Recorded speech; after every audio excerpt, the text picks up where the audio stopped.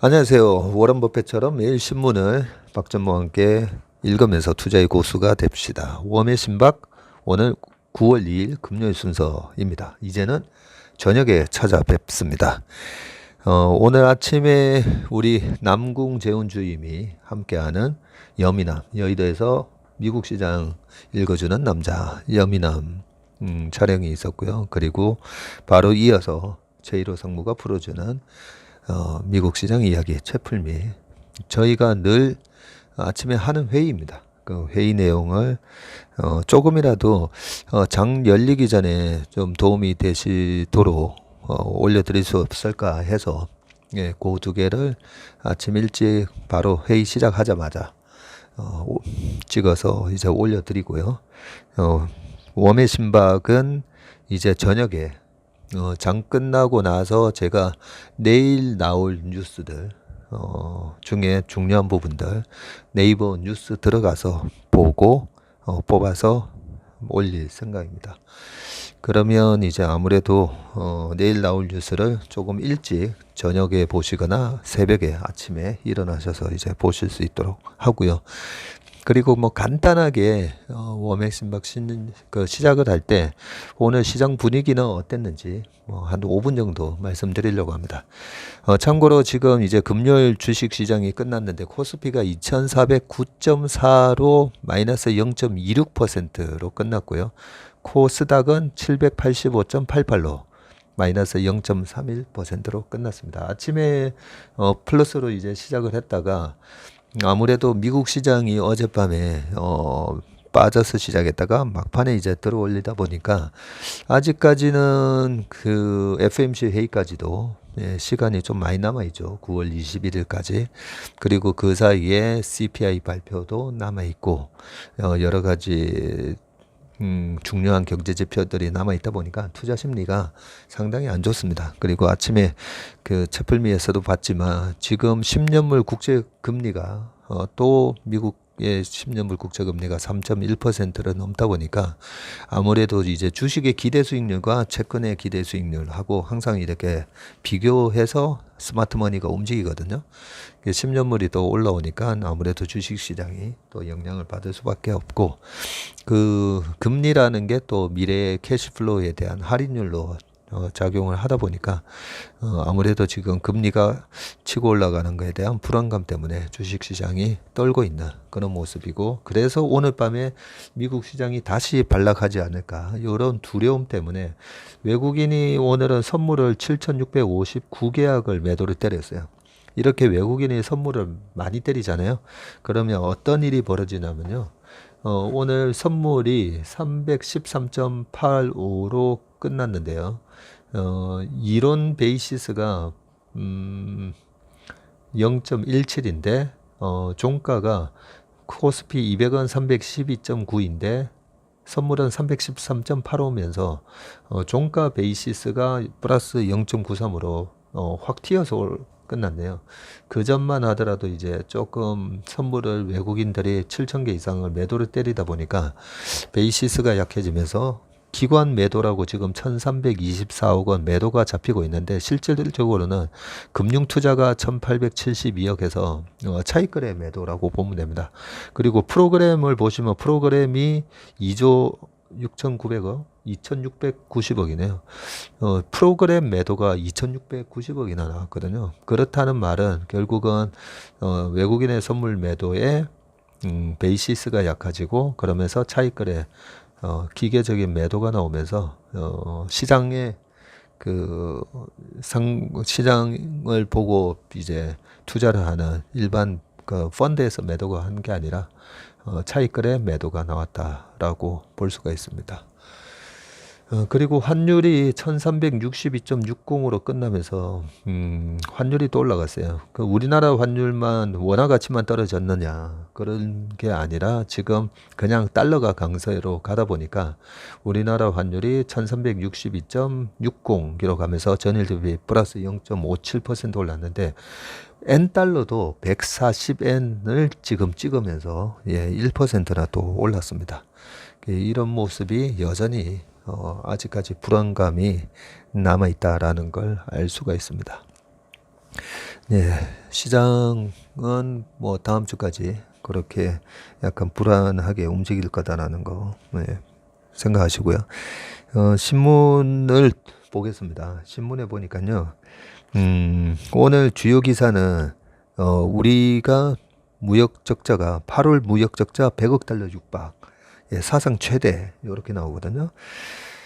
요 부분하고 나머지 기사는 이제 중국 기사들이 굉장히 많은데요. 중국은 또 이번 7월 달에 수출이 사상 최대라고 합니다. 무역 수지도 1000억 달러를 기록을 하면서 무역 수지 월간 무역 수지도 뭐 최대다 이런 기사들이 있고요. 뭐 틱톡 얘기라든지 그리고 우리가 전기차를 아무리 수출해봐야 중국에서 수입해오는 그런 전기차 배터리에 들어가는 양극화 물질 그 수입을 거의 뭐 중국에서 많이 오잖아요. 그런 부분으로 또 대중무역 수지 적자의 요인이 된다. 뭐 이런 내용들입니다. 일단 먼저 이제 8월 무역 적자 100억 달러에 육박하고 사상 최대. 1월에서 8월 지금 누적 적자도 66년 만에 최고고요. 겨울이 다가오면 적자가 더 커질 거라고 합니다. 지금 무역 수지가 8월에만 95억 달러 적자를 기록을 했는데요. 1956년 무역 통계 작성 이후 월 기준으로 가장 큰 무역 적자입니다. 에너지 수입이 폭증한 반면에 수출 증가율은 한 자릿수로 떨어지고 주력 수출품인 반도체도 지금 26개월 만에 마이너스로 돌아섰다고 합니다. 글로벌 경기 침체가 심화하는 가운데 겨울을 앞두고 에너지 수요까지 증가하면 연간 적자 규모는 더 커질 전망이다 라고 합니다. 산업통상부에 따르면 지금 8월 수출이 작년보다는 6.6% 늘어났습니다. 수출은 나쁘지 않습니다. 그런데 수입이 28.2% 급증한 661억 5천만 달러를 기록하면서 무역 수지가 94억 7천만 달러 적자를 기록했다고 합니다. 지금 환율로 따져보면 거의 1조 2천억 정도 적자를 본 거죠.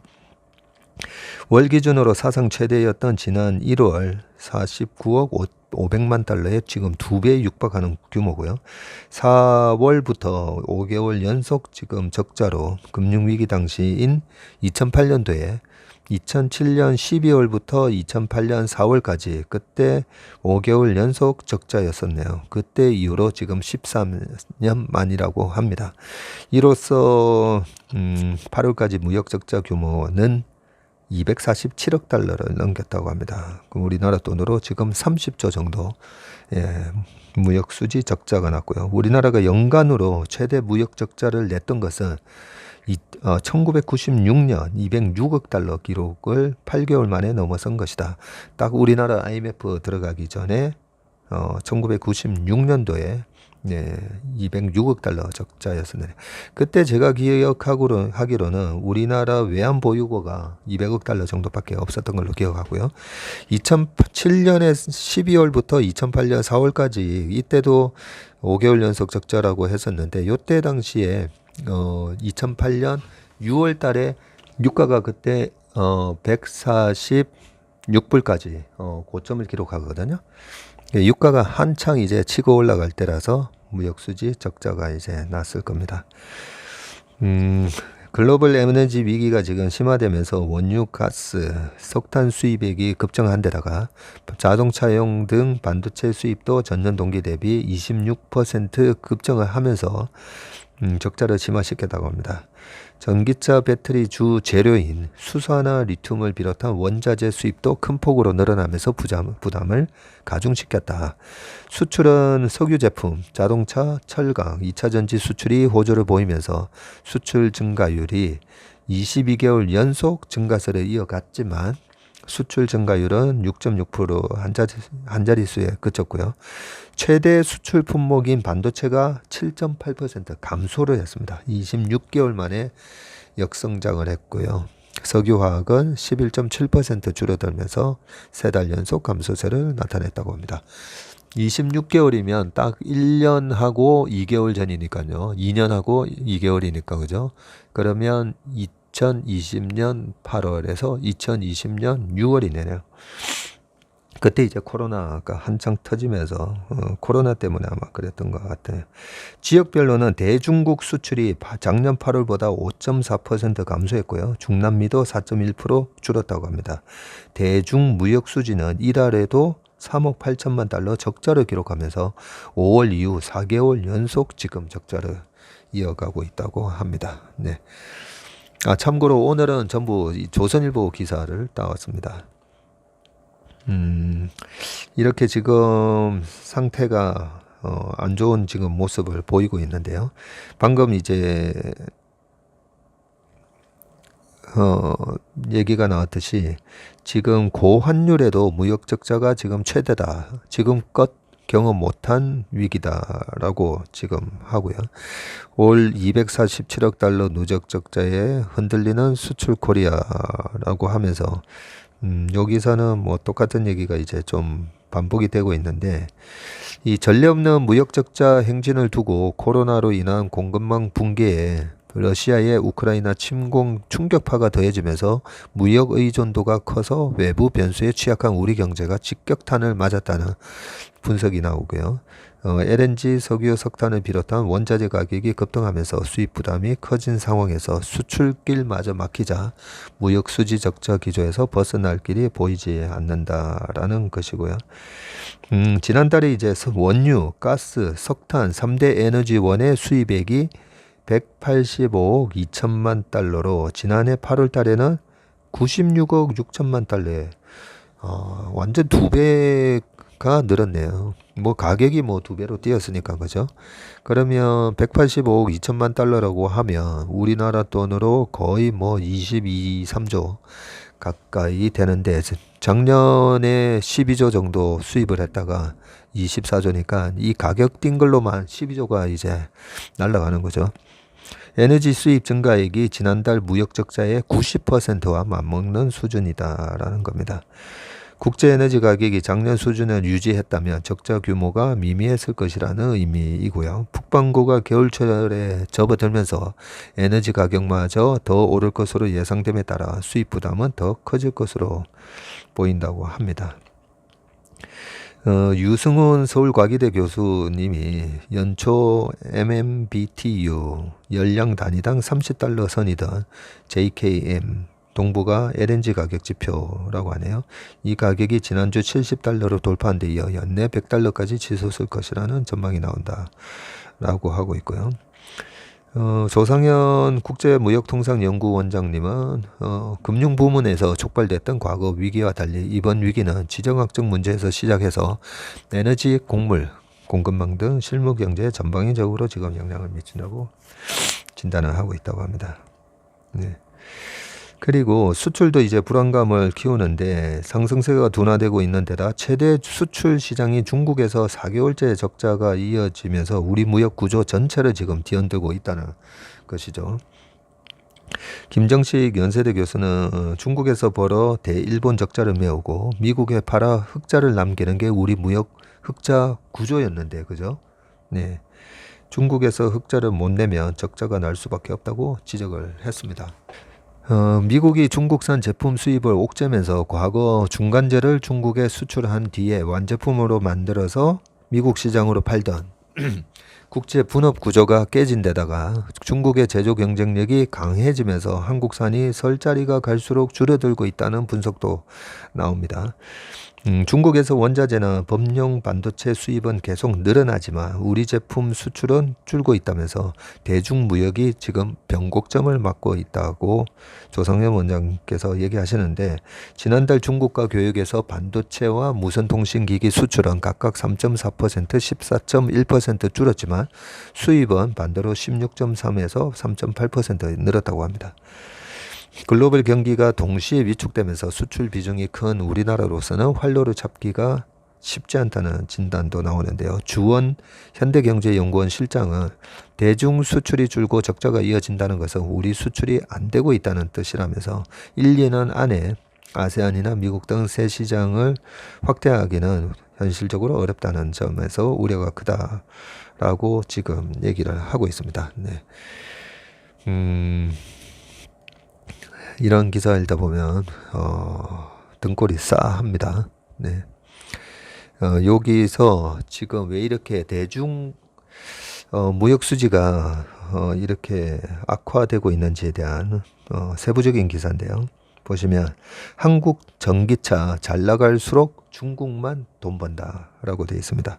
대중무역 수지가 올해부터 적자로 돌아선 데에는 전기차 배터리 관련 품목 수입이 급증한 것과 관련이 큰 것으로 분석됐다. 한국의 전기차 산업이 성장하면 할수록 중국 의존도가 높아지는 구조로 향후 대중무역 수지가 더 악화될 가능성이 크다는 전망이 나온다. 대중무역 적자 주범은 배터리 품목 하면서 이 차트가 나오는데요. 그림에 보면 2020년도에 리튬이온 배터리, 전고체 수산화 리튬이 각각 마이너스 8.9, 마이너스 13억, 마이너스 3.5억 해서 총 25억 6 천억 달러죠. 예. 한 3조 정도 수입을 해왔었는데 지금 작년에 합산이 57.2억 달러고요. 57억 2천만 달러였고 지금 올해 1월에서 7월에만 62억 5천만 달러로 이렇게 수입액이 급증을 하고 있네요. 한국무역협회 통계를 분석해 본 결과 1월에서 7월 대중무역 적자 최대 품목은 1위가 리튬이온 배터리라고 합니다. 그리고 2위가 전구체, 니켈, 코발트, 망간, 화합물이고요. 이게 양극화 물질에 들어가는 거죠. 그리고 3위가 휴대용 데이터 처리 기기, 노트북 등에 들어가는 거고요. 그리고 4위가 수산화 리튬으로 나타났다. 1, 2, 4위가 모두 전기차 배터리와 직접 관련된 품목이라는 거죠. 이 3개 품목의 올 1월에서 7월 적자 금액이 아까 말씀드린 대로 우리나라 돈으로 거의 8조 5천억 원에 달하기 때문에 지난해 적자 규모를 이미 넘어섰다는 거죠. 7월까지 누적만 보더라도. 대중무역 4개월 연속 적자 주범은 이제 배터리 관련 품목인데 리튬이온 배터리가 대중무역 적자 품목 1위에 오른 것은 올해가 처음이고요. 국내 전기차 내수 판매와 수출이 동시에 증가하면서 중국산 배터리 수입이 급증했고요. 현대차는 LG엔솔과 SK온이 중국 공장에서 생산한 배터리를 주로 공급받고 있는데 기아는 올 6월 출시한 신형 니로 EV와 중국 CATL 배터리를 탑재하고 있다고 합니다. 신형 니로 EV에 중국 CATL 배터리를 탑재하고 있고요. 현대차 그룹은 지난해 출시한 전기차 아이오닉 5와 EV6의 수출이 본격화되면서 1월에서 7월 전기차 판매가 전년 동기 대비 72%나 급증을 했네요. 총 18만 대를 팔았는데 이렇게 급증하니까 이 전기차 배터리 관련된 소재에 대한 수입이 이렇게 급증을 했다는 거죠. 대중적자 2위 품목인 전구체는 니켈, 코발트, 망간의 화합물로 배터리 양극재를 구성하는 핵심이다. 국내 양극재 업체들은 배터리 핵심 광물인 니켈, 코발트, 망간, 그래서 요 이니셜을 따서 니켈, 코발트, 망간에서 NCM이라고 부르죠. NCM을 따로 수입하는 것이 아니라 중국 업체가 일정 비율대로 섞어서 가공한 화합물을 수입한다고 합니다. 한국은 올해 1월에서 지금 7월까지 전체 전구체 수입의 94%를 중국에 의존한 것으로 확인됩니다. 전구체에 수산화 리튬을 결합을 하면 양극재가 되는데 수산화 리튬 역시 중국이 채굴 가공한 제품을 그대로 수입해서 쓰고요. 중국 의존도가 84%나 된다고 합니다. 원자재 가격이 급등하면서 전구체 수산화 리튬으로 인한 대중적자도 지금 눈덩이처럼 커지고 있는데요. 전구체 대중적자가 지금까지 23억 달러로 작년 연간 수준 25억 달러에 이미 달했고요. 같은 기간 수산화 리튬 적자도 작년에 5억 6천만 달러였는데 지금 7월까지 14억 7천만 달러로 3배 수준이나 늘었습니다. 박철환 서정대 교수님은 배터리의 가장 핵심인 양극재를 구성하는 전구체와 리튬의 중국 의존도가 지나치다면서 완전 독립은 어렵더라도 한쪽에 완전히 치우쳐 있는 공급망을 서둘러 개선해야 한다라고 말을 했습니다.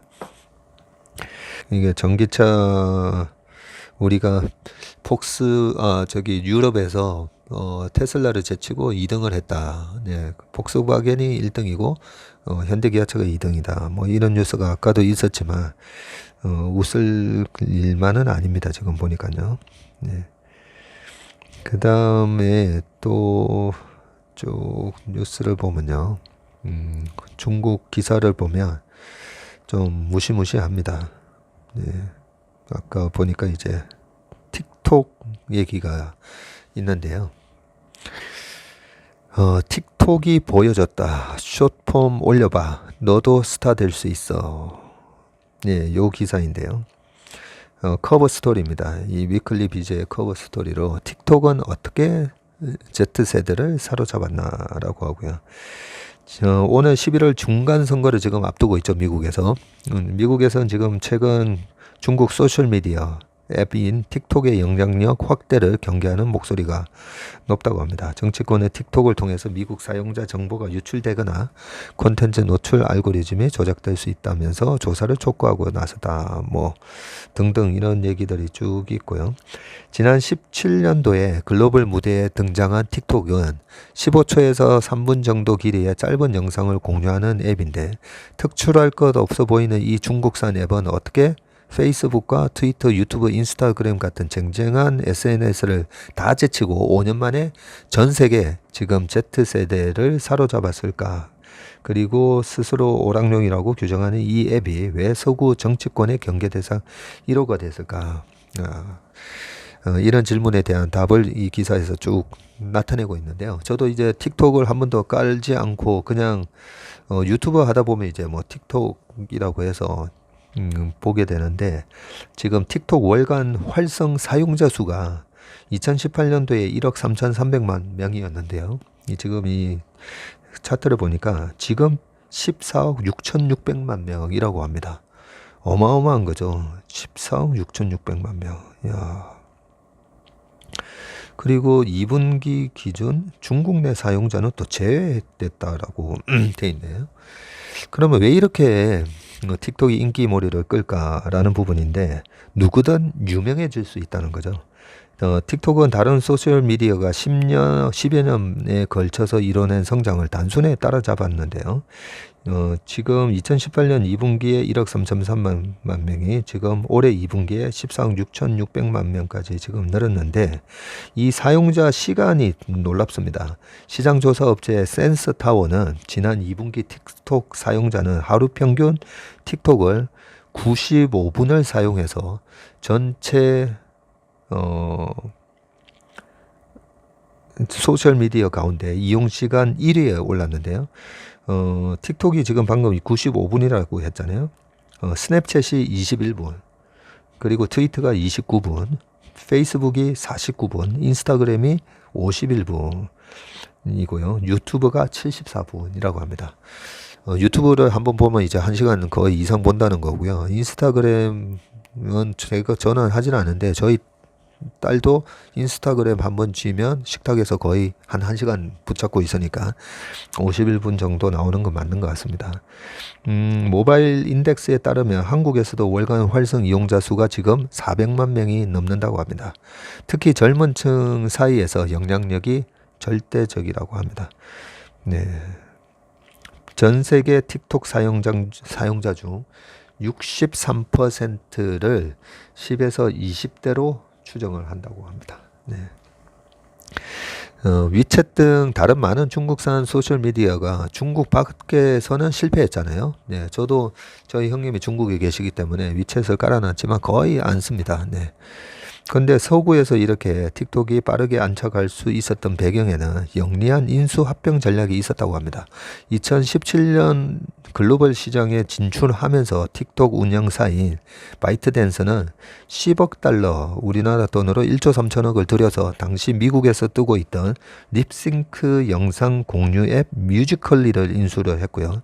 적지 않은 비용이었지만 6천만 명의 이용자를 그대로 끌어들이는 효과가 있었네요.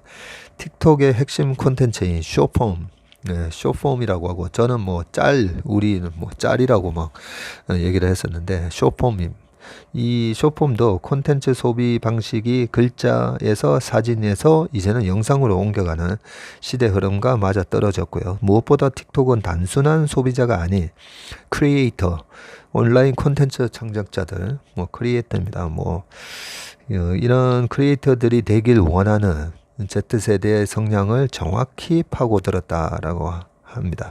영상 하나를 만드는데 긴 시간과 고민이 필요한 유튜브와는 달리 틱톡에서는 스마트폰 카메라를 켜고 앱에서 제공하는 음원을 골라 입힌 후에 촬영해서 바로 업로드를 하면 된다고 합니다. 편집 도구도 틱톡이 자체 지원한다고 합니다. 이 얘기를 들으니까 한번 해보고 싶네요. 페이스북에서 지금 가장 인기 있는 사람은 운동선수나 가수 같은 유명인이지만 틱톡에 지금 영상을 만들어 올리는 이용자를 이제 유튜브는 유튜버라고 하고 틱톡은 틱토커라고 하네요. 틱토크 그 자체로 유명하다고 합니다. 예컨대 전 세계에서 지금 가장 유명한 틱토커 중 한 명이 찰리 다멜리오는 틱톡에 립싱크와 댄스 영상을 올리며 인플루언서로 부상을 했다고 하고요. 세네갈 출신 카반 람은 자기적인 영상을 풍자하는 콘텐츠를 만들어 올리기 시작하면서 1억 5천만 명에 육박하는 팔로워를 얻었다고 합니다. 김덕진 미래사회 IT 연구소 소장은 짧은 영상 특성상 1시간 동안 노출되는 콘텐츠 양이 많기 때문에 틱톡은 이용자 선호도를 분석해서 수천 개의 영상을 추천해준다. 저도 유튜브에서 이 틱톡 영상 15초짜리, 20초짜리를 보다 보면 한 2시간이 그냥 흘러갈 때도 있습니다. 예. 이 과정에서 무명의 틱토커가 단시간에 벼락스타가 될 확률이 높아지고 유명해지고 싶은 젊은 세대에게 이 점이 매우 매력적으로 작용한 것이라고 말했다고 합니다. 네. 대단하네요. 네. 여기 또 차트가 나오는데 틱톡에 대한 개요입니다.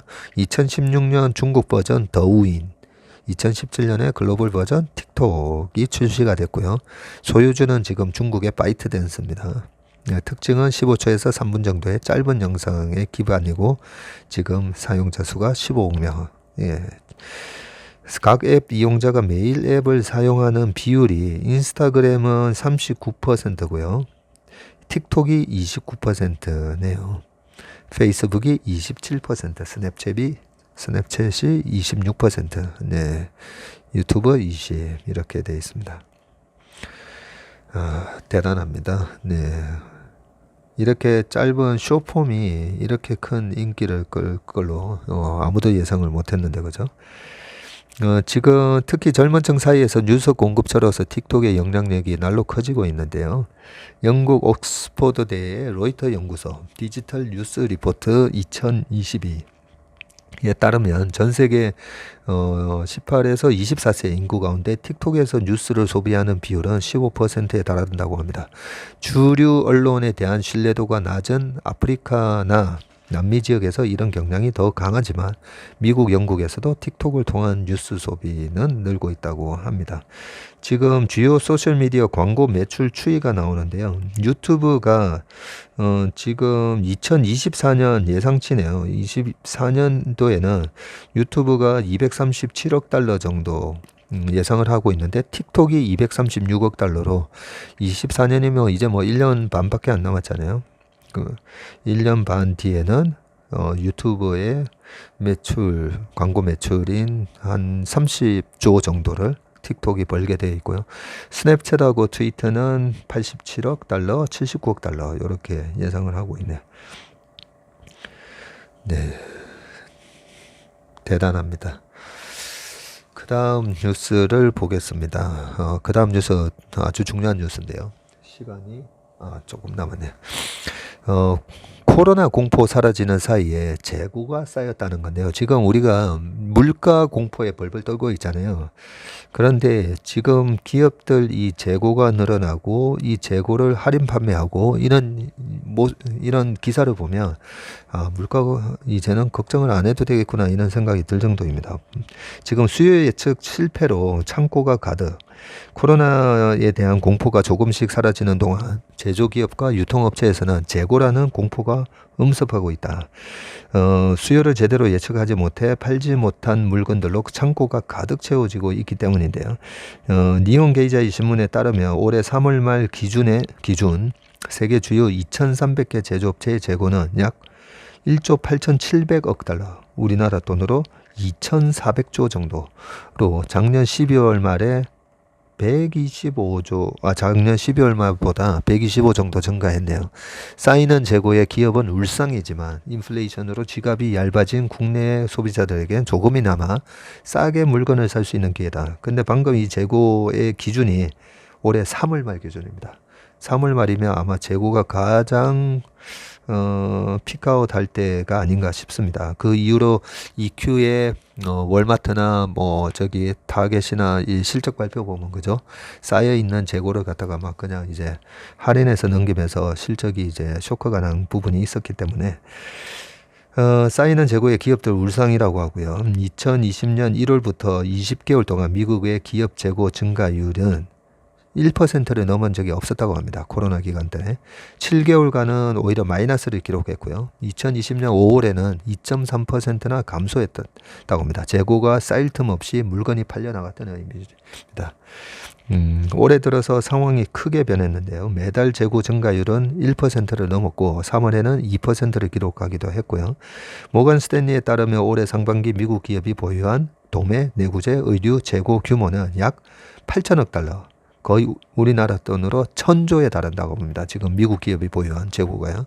코로나 발발 이전 수준 7천 달러보다 7천억 달러보다 1,000억 달러 더 지금 많다는 거죠. 거의 130조 이상이 재고가 늘었다는 거고요.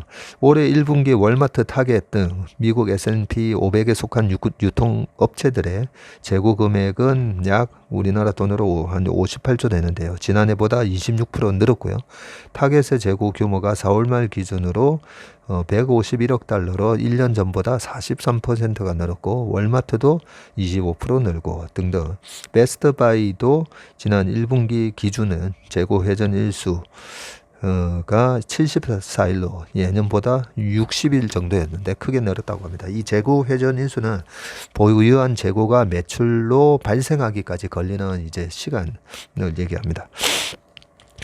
전미소매업 연맹 마크 매슈스 부사장은 기업들은 과거 소비자 행태에 근거해서 예측을 하고 3개월, 6개월 혹은 9개월 전에 상품을 미리 주문을 하는데 하지만 코로나 같은 전염병이 닥쳤을 때 관련 정보가 없다 보니 예측에 실패해서 이렇게 재고가 쌓였다는 거죠. 근데 오늘 아침에 우리 채플미 하다가 그 PMI 지수가 나왔는데 그 PMI의 그 세부 항목 중에 보면 New Orders라고 해서 신규 주문이 있는데 신규 주문이 이번에 늘었어요. 제 기억으로는 잠깐만. 갑자기 헷갈리네요. 늘었는지 줄었는지 여기 있습니다. New Orders가 지난 6월 달에 48이었거든요. 근데 이번에 51.3이 나오면서 플러스 3.3%포인트 늘었다는 부분이 이제는 재고가 또 어느 정도 소진이 되니까 신규 주문을 한 게 아닌가 그런 생각이 좀 듭니다. 여기 보면 인벤토리도 지난 줄라이 인덱스가 57.3이었는데요. 이번 8월 달에 53.1 나오면서 4.2% 줄었어요. 그래서 지금 읽어드리는 그 신문 기사가 보면 다 3월, 4월, 6월 이러잖아요. 지금 미국 주요 품목 재고 액수가 나오는데 2019년에 자동차 같은 경우에 48.5억 달러였다면 2022년도에 64억 6천만 달러고요. 컴퓨터가 474억 달러에서 520억 달러, 가전제품이 31.7에서 33.9, 플라스틱 고무 제품이 110억 달러에서 137억 달러. 그런 식으로 많이 늘었고요. 국내 주요 기업의 재고 자산 중에는 삼성전자가 2020년 12월 말 요때 반도체 가격이 막 급등을 하면서 한창 반도체 주가가 막 날아갈 때죠. 그때 재고 자산이 41조 3,844억이었는데 지금 52조 900억이라고 돼 있고요. 하이닉스도 그때 당시에 6조 1,300억이었는데 지금 11조 8,700억. 너무 좋을 때랑 이렇게 좀 비교가 된 것 같습니다. 여기 보면 이 그 반값이 된 그래픽 카드 얘기도 나옵니다. 네. 어제도 보니까 이제 엔비디아가 이번 실적 발표 이후로 주가가 이제 큰 폭으로 다시 하락을 하고 있는데 여기 보면 이제 그래픽 카드에 대한 얘기도 나오는데요. 네. 코로나 유행 기간 가격과 수요가 급등을 했던 그래픽 카드도 가격이 급락 중이다. 그래픽 카드는 가상화폐 채굴에 쓰이다 보니까 가상화폐 열풍에 힘입어서 품귀 현상이 벌어졌는데요. 가령 인기 제품인 RTX 3080의 경우 출시가가 약 700달러였는데 3배에 육박하는 2,000달러의 중고 시장에서 거래가 예전에는 됐었다고 합니다. 네. 그런데 젠슨 황 엔비디어 그 CEO가 그래픽 카드는 최근 2년간 수요가 크게 늘었지만 최근에는 수요가 감소하고 있다고 하면서 이렇게 2,000달러까지 늘었던 이 가격이 올 들어서 가상화폐 채굴자들이 중고 시장에 내놓는 그래픽 카드가 늘어나고 재고가 쌓이면서 가격이 급락세를 보이고 있고요. 연초 1,700달러대였던 가격이 올해 5월 들어서는 1,000달러 수준으로 떨어지더니 7월에는 700달러로 이제는 출고 가격까지 떨어진 거네요. 재고 증가는 공급망 교란을 해서 하는데도 지금 도움이 된다라고 하면서 지금 반도체 부족 사태로 전 세계 자동차 회사는 차량용 반도체를 구하지 못해 발을 동동 굴렸었는데요. 지난해 초에 소비자가 주문을 낸 지 뭐 한 1년 반 기다려야 신차를 받을 수 있는 이유였지만 최근에 반도체 수요가 줄고 재고가 늘어나면서 차량용 반도체 수급에도 지금 숨통이 트이고 있다고 합니다. 그래서 도요타가 최근에 생산 계획을 조정해 가지고 9월에는 월 85만 대를 회복하고 10월에도 월 평균 90만 대 이상을 생산할 것이라고 하고요. 현대차도 생산 목표를 연초보다 상향 조정했다고 합니다. 이 그래픽 카드 같은 경우에도 보시면 그 금리가 낮고 그다음에 전기 가격이 쌀 때는 그리고 비트코인 가격이 뭐 6천만 원 이럴 때는 그 그래픽 카드 뭐 3배에 사와서도 막 돌려가지고 채굴해서 하는 게 타산성이 맞았다면 지금은 전기료가 뭐 독일에서는 10배 증가했다고 하잖아요. 일단 전기료 자체도 아주 높아졌고요. 그리고 비트코인 가격도 지금 거의 마이너스 70% 이렇게 되다 보니까 채굴에 대한 그 수요가 확 줄어들면서 이 그래픽 카드에 대한 가격이 이제 급락하는 그런 모습을 보였다는 기사였습니다.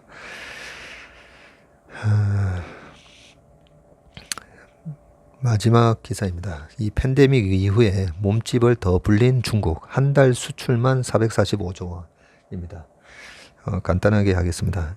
신종 팬데믹 이후에 전 세계 기업들의 주요 화두는 공급망 다변화였고요. 그죠? 미국이 뭐 IEF, 뭐 PF 이런 식으로 등등 하고 있는데 지금 오히려 중국이 세계 공장의 역할이 더 강화되고 있다고 합니다. 예, 지금 유엔 개발 회의 UNCTAD에 따르면 지난해 세계 상품 수출액에서 중국이 차지하는 비율이 15.1%였는데요. 팬데믹 이전에는 13.2%였는데 오히려 늘었죠. 그리고 대표적인 제조 강국의 독일의 수출 비율이 7.8%였는데 7.3%로 0.5포인트 떨어졌고요. 미국은 8.6에서 7.9, 일본은 3.7에서 3.4로 다 낮아지고 중국만 오히려 높아졌습니다. 올해 들어서는 성장세가 더 가파른데요. 중국 세관 통계에 따르면 지난 7월 수출액이 3,330억 달러로 약 445조 원 정도로 전년 동기 대비해서 오히려 18% 늘었고요. 로이터가 조사한 전문가 예측 15%를 웃돈 수준으로 무역 흑자액만 1,010억 달러, 약 우리나라 돈으로 135조 원에 달하는 무역 흑자를 냈다고 합니다. 중국의 월별 무역 흑자액이 1,000억 달러를 넘긴 거는 이번이 처음이고요. 작년 7월만 하더라도 566억 달러 수준에 그쳤는데 어마어마한 수치를 지금 내고 있습니다.